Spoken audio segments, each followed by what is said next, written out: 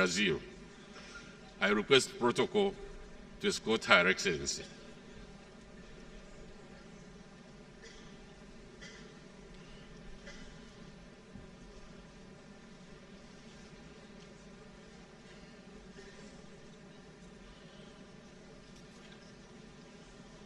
On behalf of the General Assembly, I have the honor to welcome the United Nations, Her Excellency Dilma Rousseff, President of the Federative Republic of Brazil, and to invite her to address the Assembly.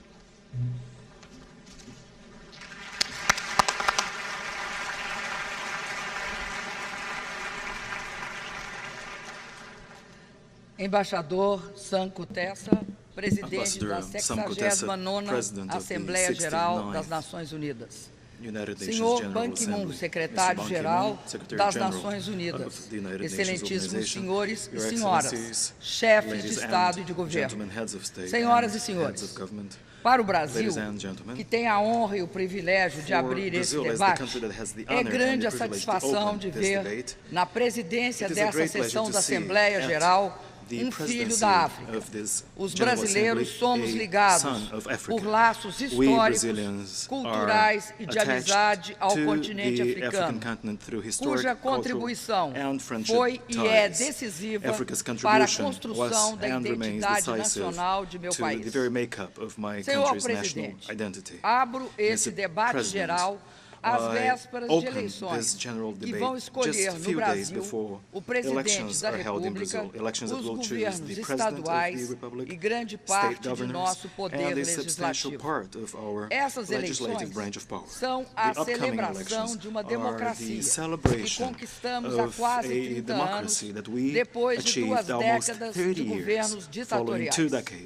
Com ela, muito avançamos também na estabilização econômica do país. Nos últimos 12 anos, em particular, acrescentamos a essas conquistas a construção de uma sociedade inclusiva baseada na igualdade de oportunidades.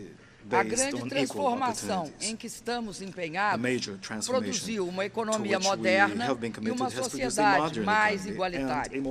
Exigiu ao mesmo tempo forte participação popular, respeito aos direitos humanos e uma visão sustentável de nosso desenvolvimento.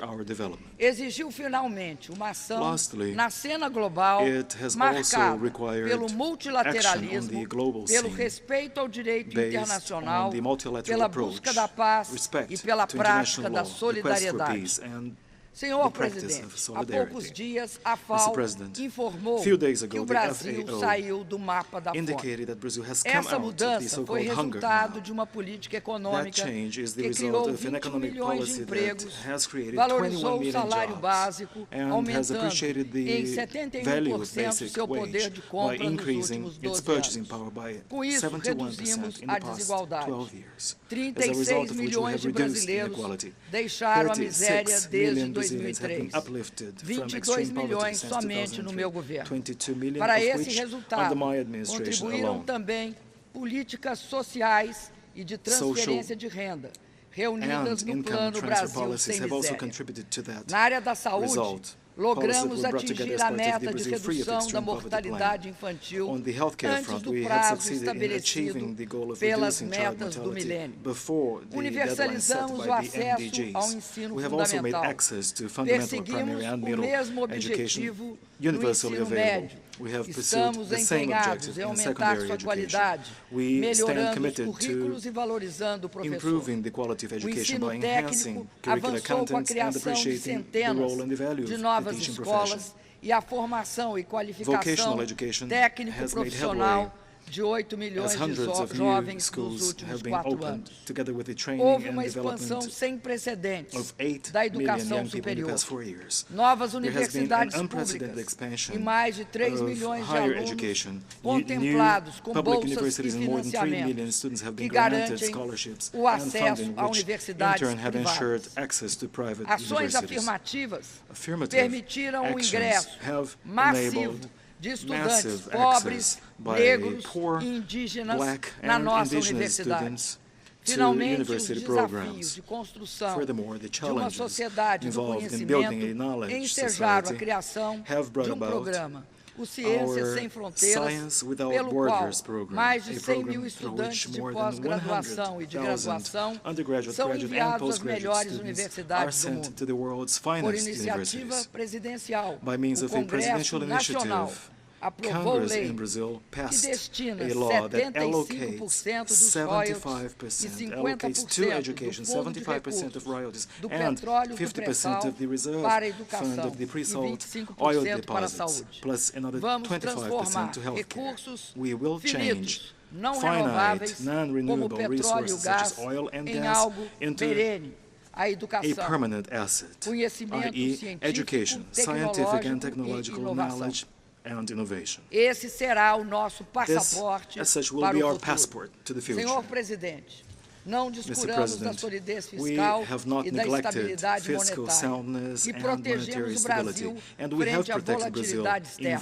Assim, soubemos dar resposta à grande crise econômica mundial deflagrada em 2008, crise do sistema financeiro internacional iniciada após a quebra do Lehman Brothers e, em seguida, transformada em muitos países em crise de dívida soberana. Resistimos às suas piores consequências, o desemprego, a redução de salários, a perda de direitos sociais e a paralisia dos investimentos. Continuamos a distribuir renda, estimulando o crescimento e o emprego, mantendo investimentos em infraestrutura. O Brasil saltou da 13ª posição para a 7ª maior economia do mundo e a renda per capita mais que triplicou. A desigualdade caiu.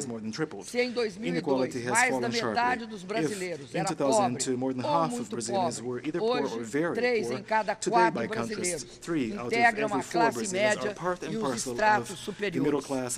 No período da crise, enquanto o mundo desempregava centenas de milhões de trabalhadores, o Brasil gerou 12 milhões de empregos formais. Além disso, nos consolidamos como um dos principais destinos de investimentos externos. Retomamos o investimento em infraestrutura numa forte parceria com o setor privado. Todos esses ganhos estão ocorrendo em ambiente de solidez fiscal. Reduzimos a dívida líquida de aproximadamente 60% para 35% do produto interno bruto.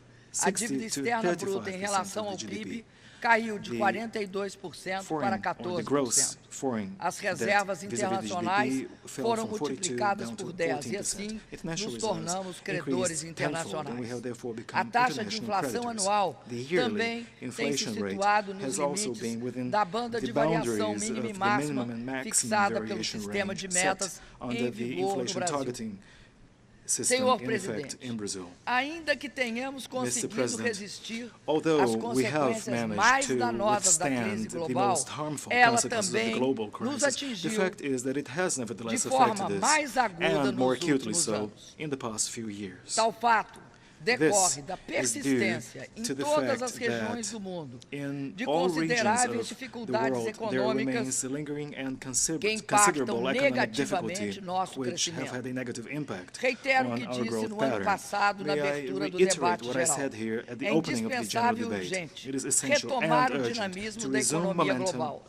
Ela deve funcionar como instrumento de indução do crescimento, do comércio internacional e da diminuição das desigualdades entre países, e não como fator de redução do ritmo de crescimento econômico e de distribuição da renda social.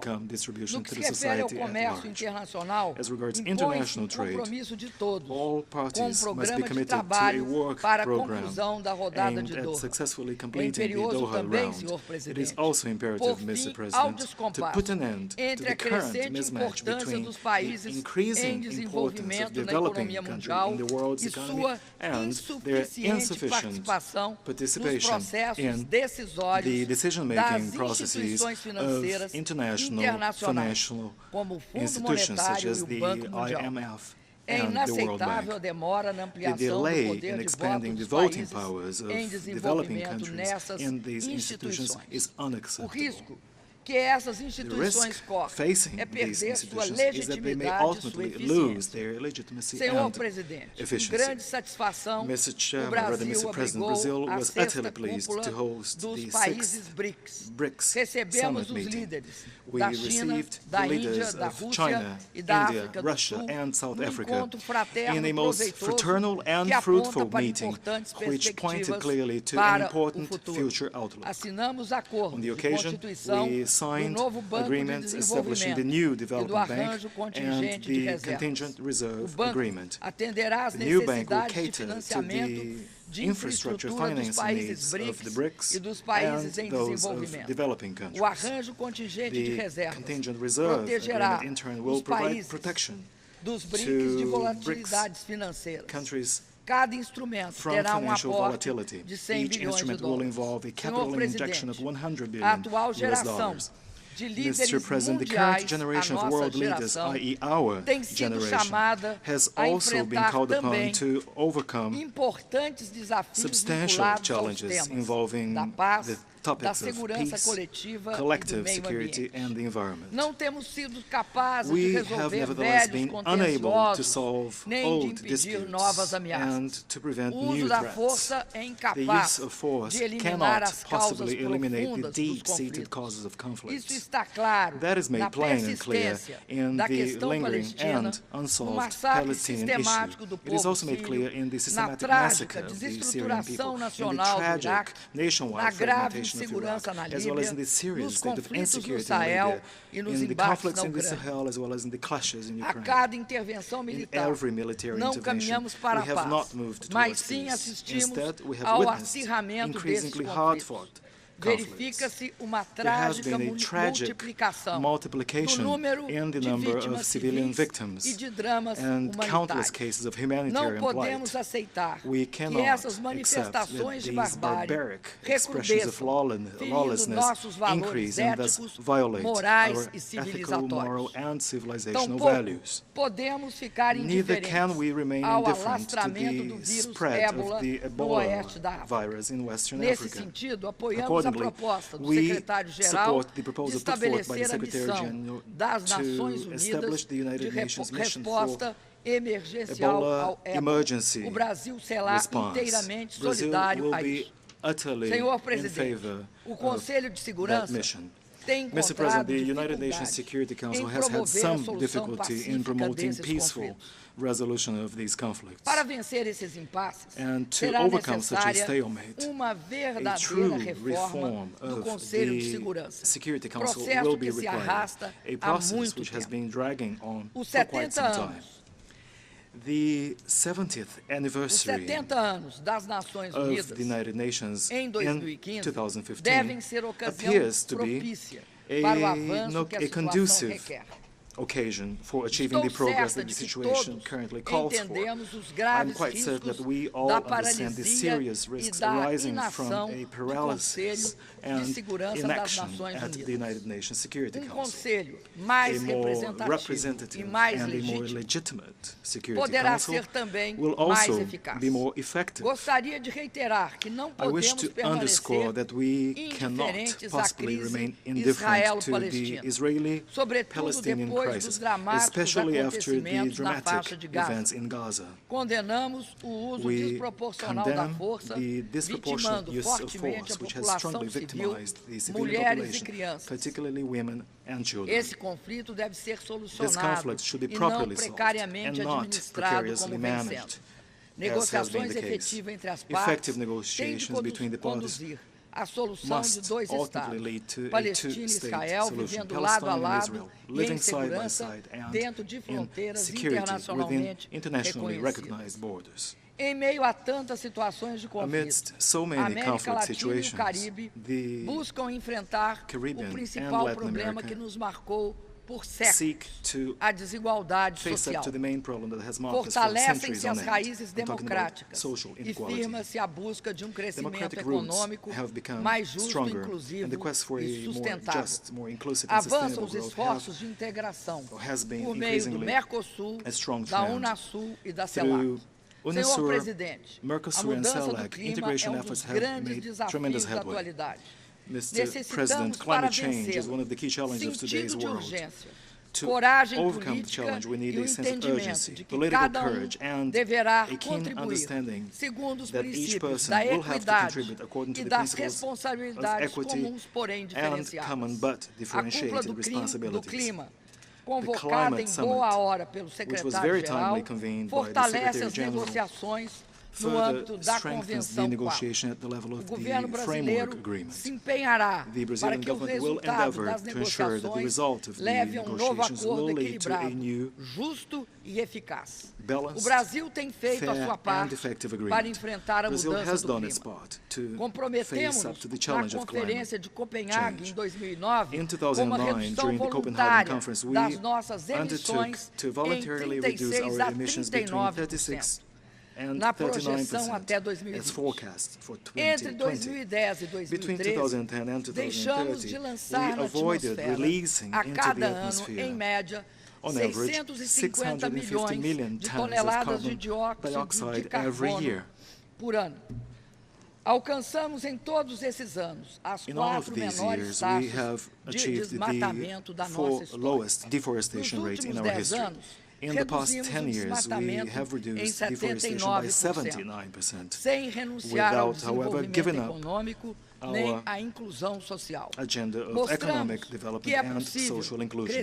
We have therefore shown that yes, it is possible to grow, to include, to conserve and to protect. Conquista como essa resulta do empenho firme e contínuo do governo, da sociedade e de agentes públicos e agentes privados. Esperamos que os países desenvolvidos que têm a obrigação não só legal, mas também política e moral de liderar pelo exemplo, demonstrem de modo inequívoco e concreto seu compromisso de combater esse mal que aflige a todos nós.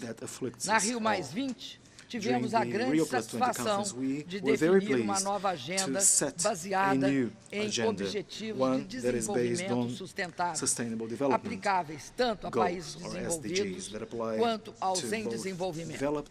Será crucial definirmos meios de implementação que correspondam à magnitude da dificuldade que nós nos comprometemos a superar. Precisamos ser ambiciosos em matéria de financiamento, cooperação, construção de capacidades nacionais e transferência de tecnologias, sobretudo em favor dos países menos desenvolvidos. Destaco, nesse contexto, a necessidade de estabelecer um mecanismo para o desenvolvimento, transferência e disseminação de tecnologias limpas, ambientalmente sustentáveis. Senhor Presidente, ao lado do desenvolvimento sustentável e da paz, a ordem internacional que buscamos construir funda-se em valores. Entre eles, destacam-se o combate a todo tipo de discriminação e exclusão. Temos um compromisso claro com a valorização da mulher no mundo do trabalho, nas profissões liberais, no empreendedorismo, na atividade política, no acesso à educação, entre tantos outros. O meu governo combate incansavelmente a violência contra a mulher em todas as suas formas. Consideramos o século XXI o século das mulheres. Da mesma maneira, a promoção da igualdade racial é o resgate no Brasil dos séculos de escravidão a que foram submetidos os afro-brasileiros. Hoje, mais da metade de nossa população. Devemos a eles um inestimável legado permanente de riquezas e valores culturais, religiosos e humanos. Para nós, a miscigenação é um fator de orgulho. O racismo, mais que um crime inafiançável, é uma mancha que não hesitamos em combater, punir e erradicar. O mesmo empenho que temos em combater a violência contra as mulheres e os negros, os afro-brasileiros, temos também contra a homofobia. A Suprema Corte do meu país reconheceu a união estável entre pessoas do mesmo sexo. assegurando-lhes todos os direitos civis daí decorrentes. Acreditamos firmemente na dignidade de todo ser humano e na universalidade de seus direitos fundamentais. Esses devem ser protegidos de toda seletividade e de toda politização, tanto no plano interno como no plano internacional. Outro valor fundamental é o respeito à coisa pública e o combate sem tréguas à corrupção. A história mostra que só existe uma maneira correta e eficiente de combater a corrupção, o fim da impunidade, com o fortalecimento das instituições que fiscalizam, investigam e punem atos de corrupção, lavagem de dinheiro e outros crimes financeiros.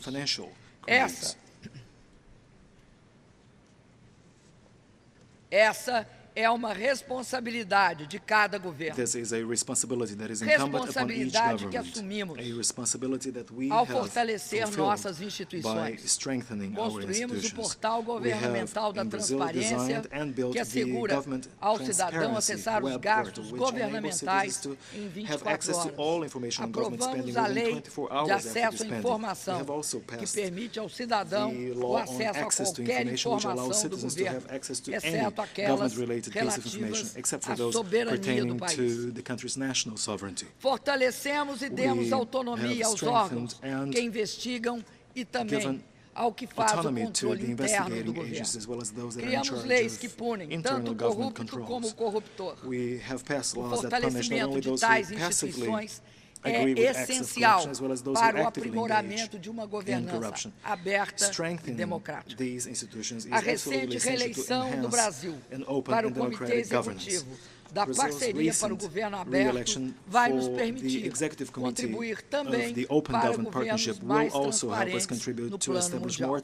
Senhor Presidente, é indispensável tomar medidas que protejam eficazmente os direitos humanos, tanto no mundo real como no mundo virtual, como preconiza a resolução dessa Assembleia sobre a privaticidade na era digital. O Brasil e a Alemanha provocaram essa importante discussão em 2013 e queremos aprofundá-la nessa sessão. Servirá de base para avaliação do tema o relatório elaborado pela Alta Comissária de Direitos Humanos. Em setembro de 2013, propus aqui, no debate geral, a criação de um marco civil para a governança e o uso da internet com base nos princípios da liberdade de expressão, da privacidade, da neutralidade da rede e da diversidade cultural. Noto com satisfação que a comunidade internacional tem se mobilizado desde então para aprimorar a atual arquitetura de governança da internet. Passo importante nesse processo foi a realização, por iniciativa do Brasil, da reunião multissetorial global sobre o futuro da governança da internet, a NET Mundial, em São Paulo, em abril deste ano. O evento reuniu representantes de várias regiões do mundo e de diversos setores. Foram discutidos os princípios a seguir e as ações a empreender para garantir que a internet continue a evoluir de forma aberta, democrática, livre, multissetorial e multilateral. Senhor Presidente, os Estados-membros e as Nações Unidas têm hoje diante de si desafios de grande magnitude. Estas devem ser as prioridades dessa sessão da Assembleia Geral.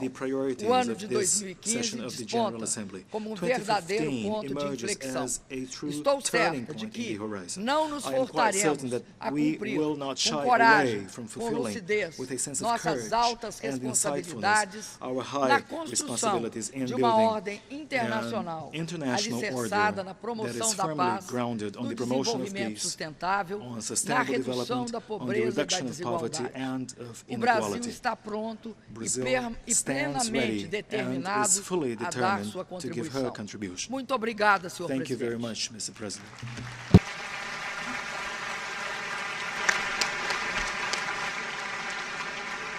On behalf On behalf of the General Assembly, I wish to thank the President of the Federative Republic of Brazil for the statement just made. May I request representatives to remain seated while we greet the President.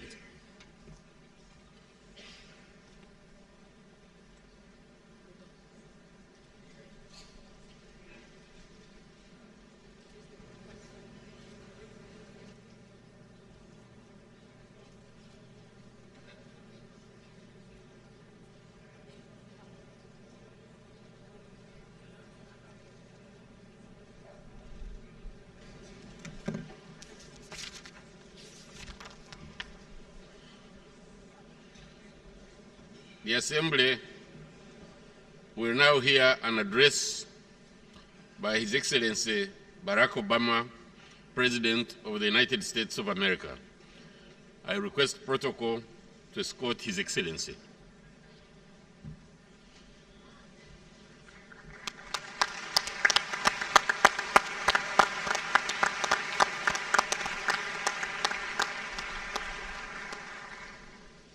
On behalf of the General Assembly, I have the honor to welcome to the United Nations His Excellency Barack Obama, President of the United States of America, and to invite him to address the Assembly.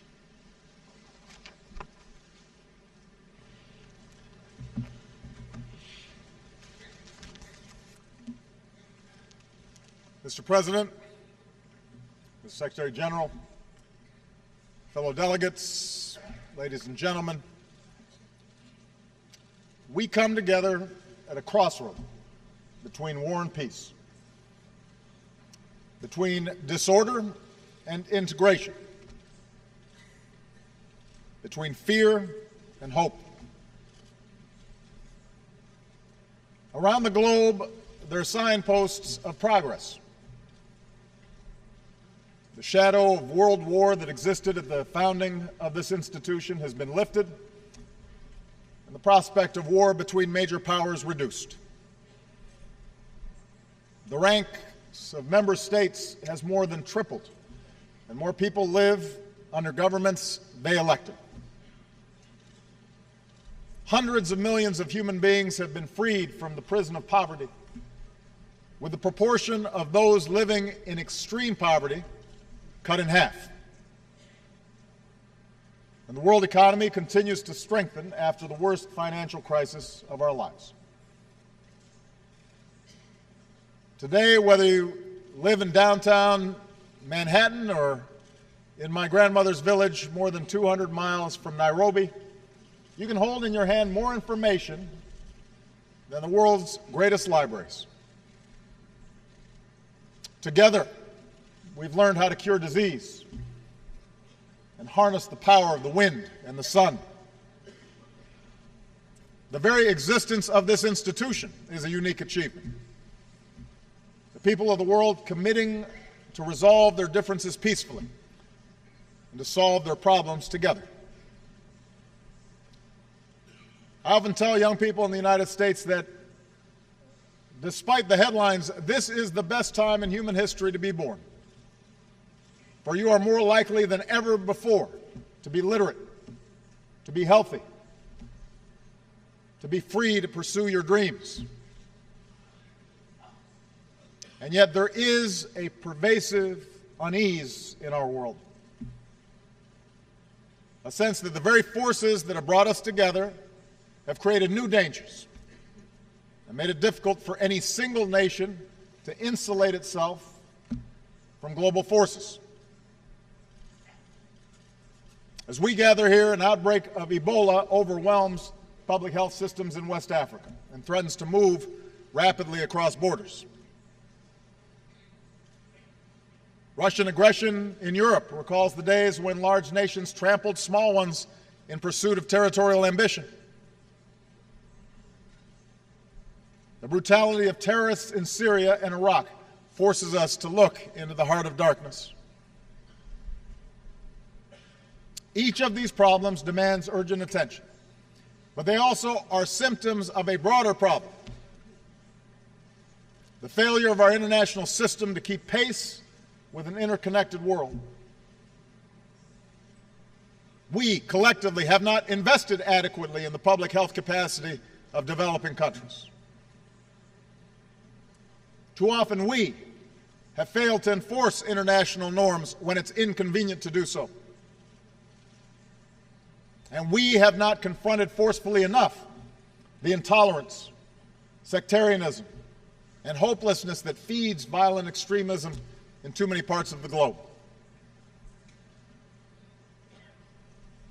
Fellow delegates, we come together as United Nations with a choice to make. We can renew the international system that has enabled so much progress, or we can allow ourselves to be pulled back by an undertow of instability. We can reaffirm our collective responsibility to confront global problems, or be swamped by more and more outbreaks of instability. And for America, the choice is clear. We choose hope over fear. We see the future not as something out of our control, but as something we can shape for the better through concerted and collective effort. We reject fatalism or cynicism when it comes to human affairs. We choose to work for the world as it should be, as our children deserve it to be. There's much that must be done to meet the test of this moment. But today I'd like to focus on two defining questions at the root of so many of our challenges. Whether the nations here today will be able to renew the purpose of the UN's founding, and whether we will come together to reject the cancer of violent extremism. First, all of us, big nations and small, must meet our responsibility to observe and enforce international norms. We are here because others realize that we gain more from cooperation than conquest. 100 years ago, a world war claimed the lives of many millions, proving that with the terrible power of modern weaponry, the cause of empire ultimately leads to the graveyard. It would take another world war to roll back the forces of fascism, the notions of racial supremacy, and form this United Nations to ensure that no nation can subjugate its neighbors and claim their territory. Recently, Russia's actions in Ukraine challenge this post-war order. Here are the facts. After the people of Ukraine mobilized popular protests and calls for reform, their corrupt president fled. Against the will of the government in Kiev, Crimea was annexed. Russia poured arms into eastern Ukraine, fueling violent separatists, and a conflict that has killed thousands. When a civilian airliner was shot down from areas that these proxies controlled, they refused to allow access to the crash for days. When Ukraine started to reassert control over its territory, Russia gave up the pretense of merely supporting the separatists and moved troops across the border. This is a vision of the world in which might makes right. A world in which one nation's borders can be redrawn by another, and civilized people are not allowed to recover the remains of their loved ones because of the truth that might be revealed. America stands for something different. We believe that right makes might, that bigger nations should not be able to bully smaller ones, and that people should be able to choose their own future. And these are simple truths, but they must be defended. America and our allies will support the people of Ukraine as they develop their democracy and economy. We will reinforce our NATO allies and uphold our commitment to collective self-defense. We will impose a cost on Russia for aggression, and we will counter falsehoods with the truth. And we call upon others to join us on the right side of history. For while small gains can be won at the barrel of a gun, they will ultimately be turned back if enough voices support the freedom of nations and peoples to make their own decisions. Moreover, a different path is available, the path of diplomacy and peace and the ideals this institution is designed to uphold. The recent ceasefire agreement in Ukraine offers an opening to achieve those objectives. If Russia takes that path, a path that for stretches of the post-Cold War period resulted in prosperity for the Russian people, then we will lift our sanctions and welcome Russia's role in addressing common challenges.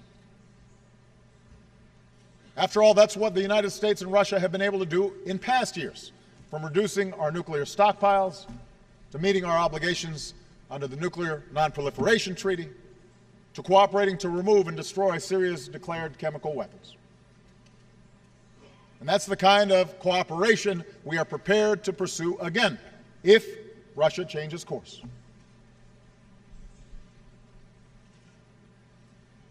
This speaks to a central question of our global age, whether we will solve our problems together in a spirit of mutual interest and mutual respect, or whether we descend into the destructive rivalries of the past.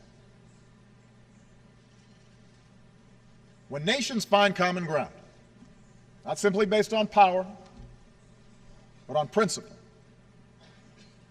then we can make enormous progress. And I stand before you today committed to investing American strength, to working with all nations to address the problems we face in the 21st century.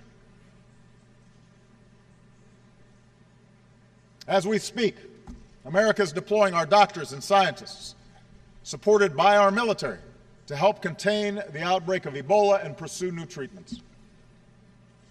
But we need a broader effort to stop a disease that could kill hundreds of thousands, inflict horrific suffering, destabilize economies, and move rapidly across borders. It's easy to see this as a distant problem until it is not. And that is why we will continue to mobilize other countries to join us in making concrete commitments, significant commitments to fight this outbreak and enhance our system of global health security for the long term. America is pursuing a diplomatic resolution to the Iranian nuclear issue as part of our commitment to stop the spread of nuclear weapons and pursue the peace and security of a world without them. And this can only take place if Iran seizes this historic opportunity. My message to Iran's leaders and people has been simple and consistent. Do not let this opportunity pass. We can reach a solution that meets your energy needs while assuring the world that your program is peaceful. America is and will continue to be a Pacific power, promoting peace, stability, and the free flow of commerce among nations. But we will insist that all nations abide by the rules of the road and resolve their territorial disputes peacefully, consistent with international law. That's how the Asia-Pacific has grown. And that's the only way to protect this progress going forward. America is committed to a development agenda that eradicates extreme poverty by 2030. We will do our part to help people feed themselves, power their economies, and care for their sick. And if the world acts together, we can make sure that all of our children enjoy lives of opportunity and dignity. America is pursuing ambitious reductions in our carbon emissions, and we've increased our investments in clean energy. We will do our part and help developing nations do theirs. But the science tells us we can only succeed in combating climate change if we are joined in this effort by every other nation, by every major power. That's how we can protect this planet for our children and our grandchildren. In other words, on issue after issue, we cannot rely on a rule book written for a different century. If we lift our eyes beyond our borders, if we think globally, and if we act cooperatively, we can shape the course of this century as our predecessors shaped the post-World War II age. But as we look to the future, one issue risks a cycle of conflict that could derail so much progress, and that is the cancer of violent extremism that has ravaged so many parts of the Muslim world. Of course, terrorism is not new. Speaking before this assembly, President Kennedy put it well. Terror is not a new weapon, he said. Throughout history, it has been used by those who could not prevail either by persuasion or example. In the 20th century, terror was used by all manner of groups who failed to come to power through public support. But in this century, we have faced a more lethal and ideological brand of terrorists who have perverted one of the world's great religions. With access to technology that allows small groups to do great harm, they have embraced a nightmarish vision that would divide the world into adherents and infidels, killing as many innocent civilians as possible, employing the most brutal methods to intimidate people within their communities. I have made it clear that America will not base our entire foreign policy on reacting to terrorism. Instead, we've waged a focused campaign against al-Qaeda and its associated forces, taking out their leaders, denying them the safe havens they rely on. At the same time, we have reaffirmed again and again that the United States is not and never will be at war with Islam. Islam teaches peace. Muslims the world over aspire to live with dignity and a sense of justice. And when it comes to America and Islam, there is no us and them, there is only us, because millions of Muslim Americans are part of the fabric of our country. So we reject any suggestion of a clash of civilizations. Belief in permanent religious war is the misguided refuge of extremists who cannot build or create anything, and therefore peddle only fanaticism and hate. And it is no exaggeration to say that humanity's future depends on us uniting against those who would divide us along the fault lines of tribe or sect, race or religion. But this is not simply a matter of words. Collectively, we must take concrete steps to address the danger posed by religiously motivated fanatics and the trends that fuel their recruitment. Moreover, this campaign against extremism goes beyond a narrow security challenge. For while we've degraded methodically core al-Qaeda and supported a transition to a sovereign Afghan government, extremist ideology has shifted to other places, particularly in the Middle East and North Africa, where a quarter of young people have no job, where food and water could grow scarce, where corruption is rampant, and sectarian conflicts have become increasingly hard to contain. As an international community, we must meet this challenge with a focus on 4 areas. First, the terrorist group known as ISIL must be degraded and ultimately destroyed. This group has terrorized all who they come across in Iraq and Syria. Mothers, sisters, daughters have been subjected to rape as a weapon of war. Innocent children have been gunned down. Bodies have been dumped in mass graves. Religious minorities have been starved to death. in the most horrific crimes imaginable. Innocent human beings have been beheaded with videos of the atrocity distributed to shock the conscience of the world. No God condones this terror. No grievance justifies these actions. There can be no reasoning, no negotiation with this brand of evil. The only language understood by killers like this is the language of force. So the United States of America will work with a broad coalition to dismantle this network of death. In this effort, we do not act alone, nor do we intend to send U.S. troops to occupy foreign lands.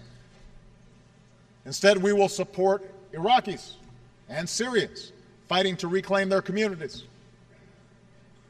We will use our military might in a campaign of airstrikes to roll back ISIL.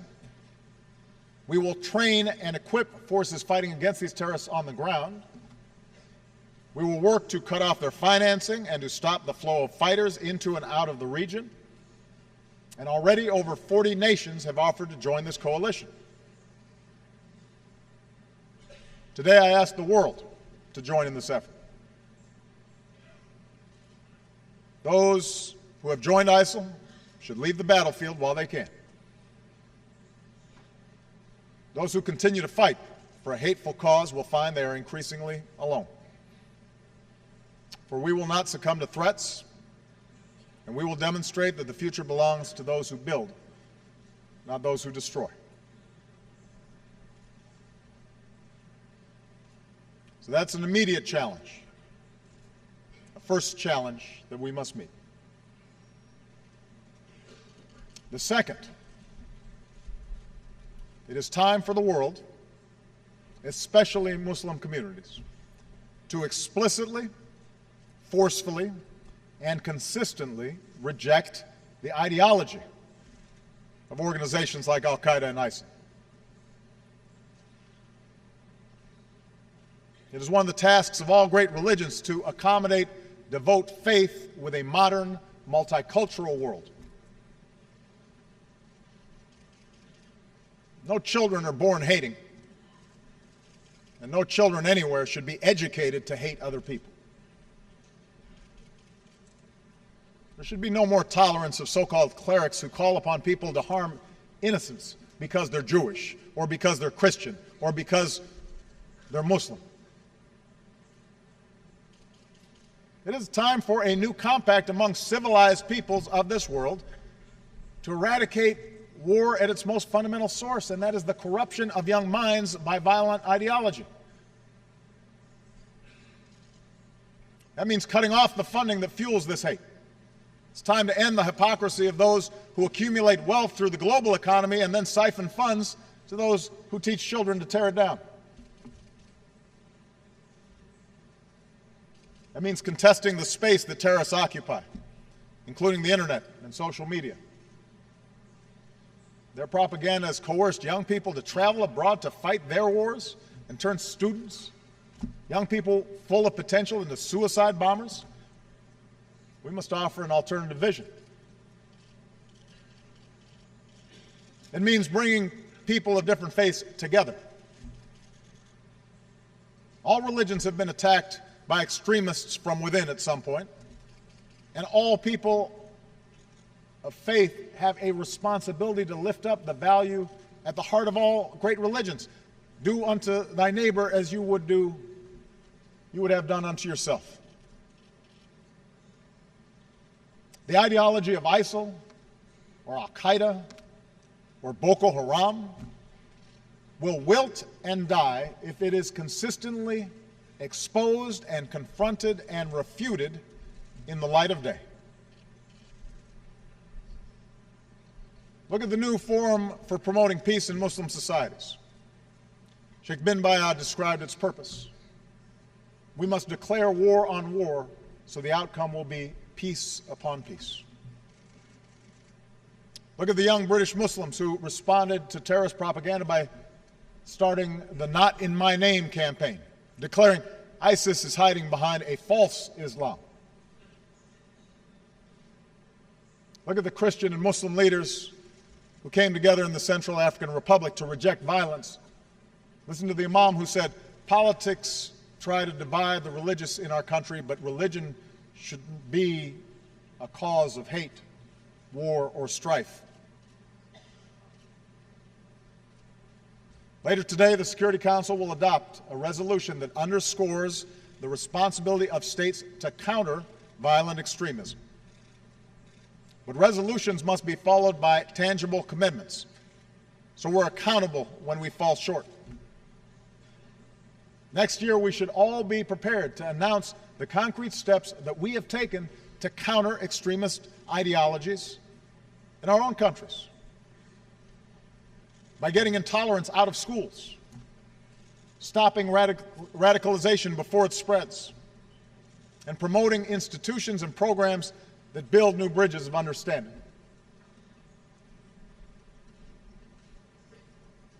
Third, we must address the cycle of conflict, especially sectarian conflict, that creates the conditions that terrorists prey upon. There's nothing new about wars within religions. Christianity endured centuries of vicious sectarian conflict. Today, it is violence within Muslim communities that has become the source of so much human misery. It is time to acknowledge the destruction wrought by proxy wars and terror campaigns between Sunni and Shia across the Middle East. And it is time that political, civic, and religious leaders reject sectarian strife. For let's be clear, this is a fight that no one is winning. A brutal civil war in Syria has already killed nearly 200,000 people, displaced millions. Iraq has come perilously close to plunging back into the abyss. The conflict has created a fertile recruiting ground for terrorists who inevitably export this violence. The good news is we also see signs that this tide could be reversed. We have a new inclusive government in Baghdad, a new Iraqi prime minister welcomed by his neighbors, Lebanese factions rejecting those who try to provoke war. And these steps must be followed by a broader truce. Nowhere is this more necessary than Syria. Together with our partners, America is training and equipping the Syrian opposition to be a counterweight to the terrorists of ISIL and the brutality of the Assad regime. But the only lasting solution to Syria's civil war is political. An inclusive political transition that responds to the legitimate aspirations of all Syrian citizens, regardless of ethnicity, regardless of creed. The cynics may argue that such an outcome can never come to pass, but there is no other way for this madness to end, whether 1 year from now or 10. And it points to the fact that it's time for a broader negotiation in the region in which major powers address their differences directly, honestly, and peacefully across the table from one another, rather than through gun-wielding proxies.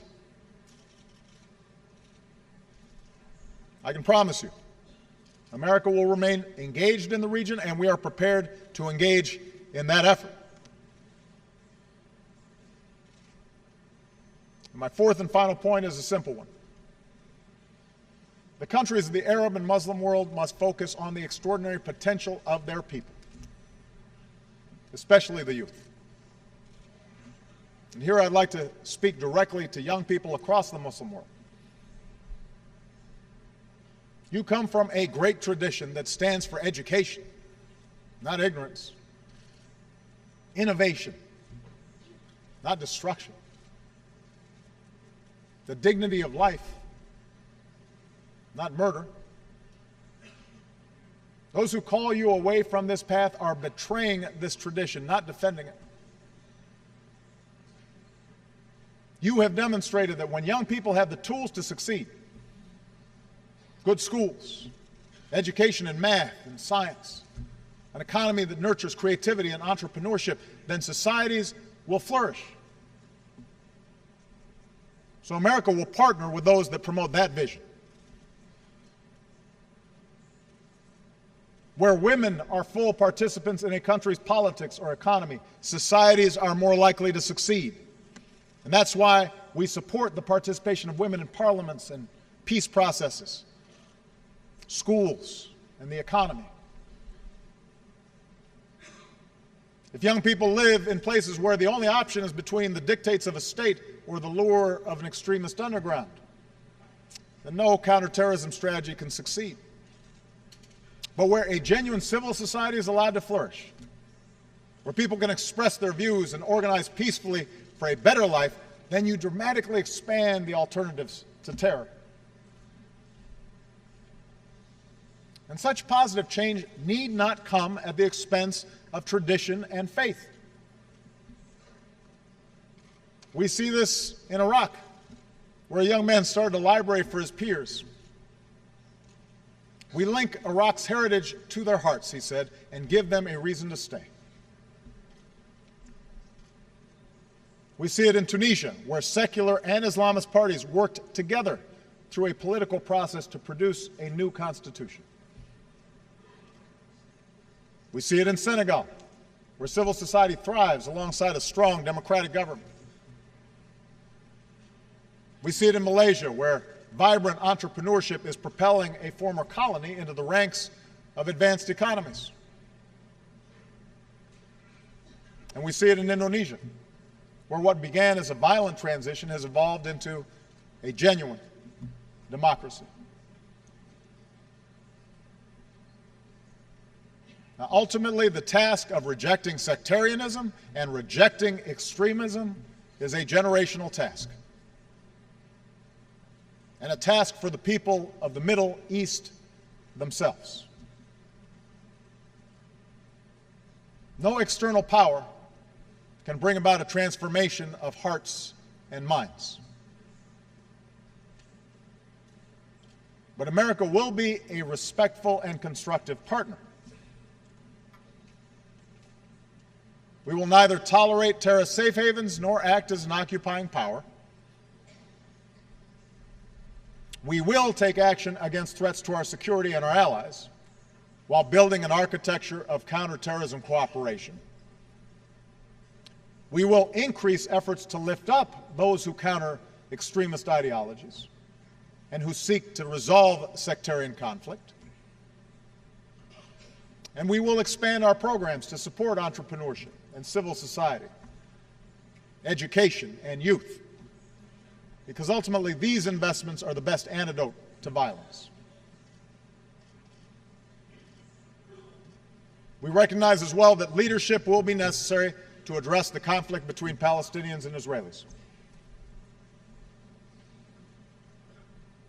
As bleak as the landscape appears, America will not give up on the pursuit of peace.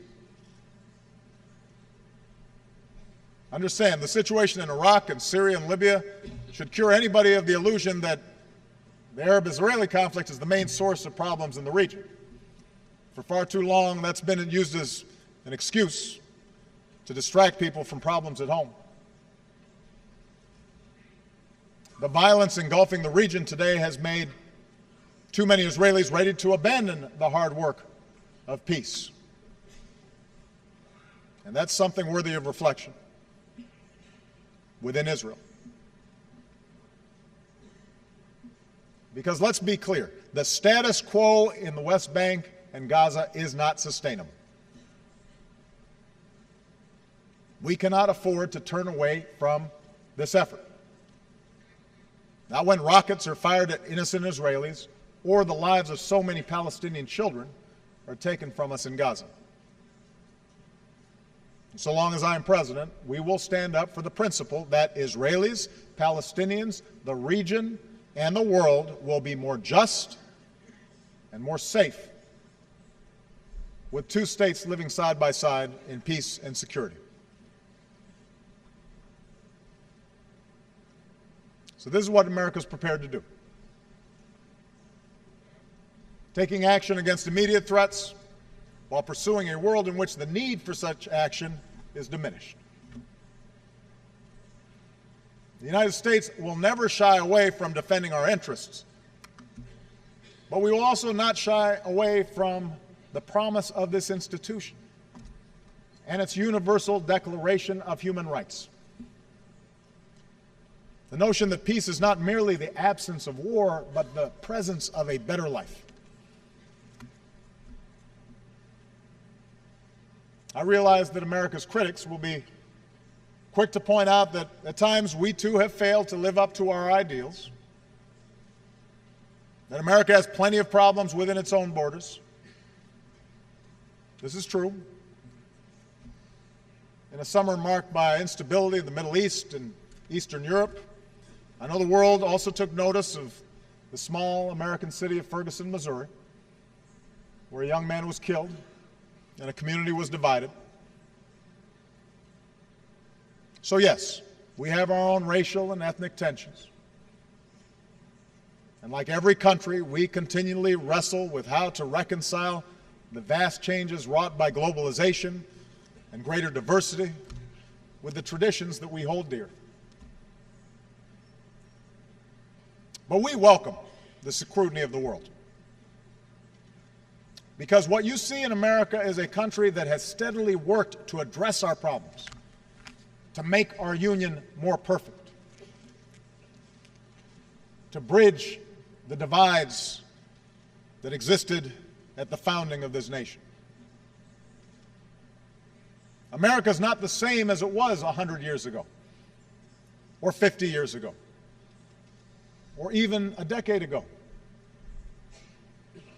because we fight for our ideals, and we are willing to criticize ourselves when we fall short,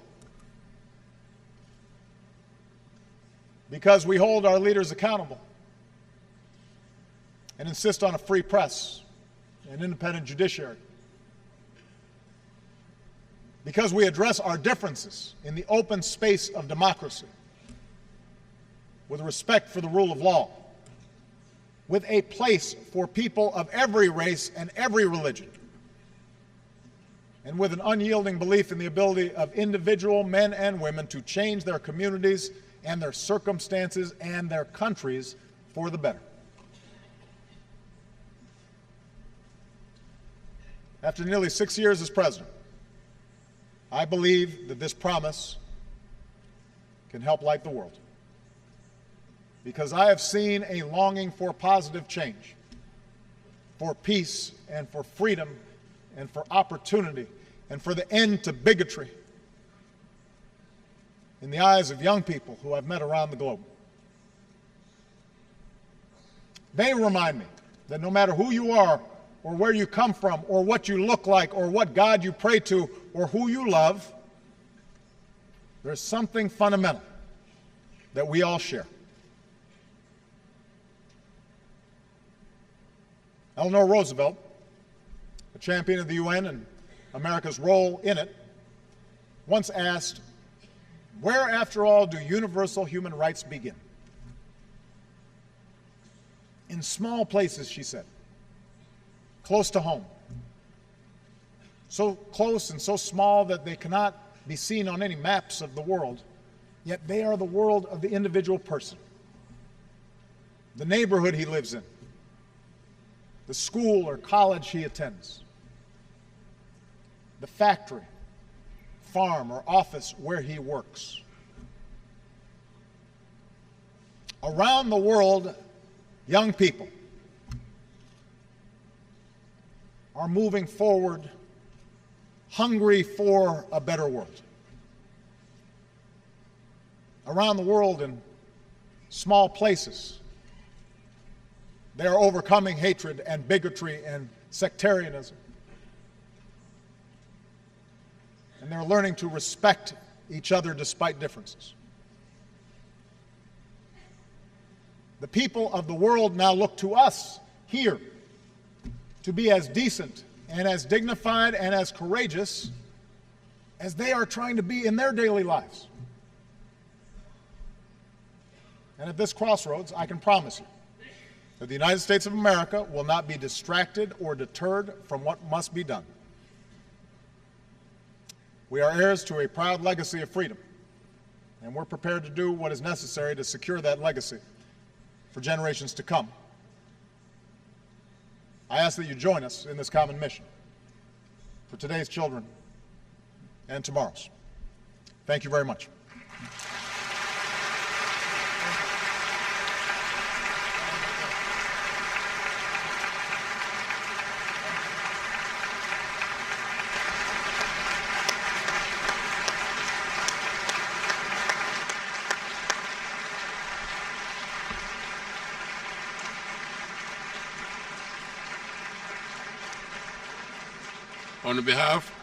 On behalf of the General Assembly, I wish to thank the President of the United States of America for the statement just done. May I request representatives to remain seated while we greet the President.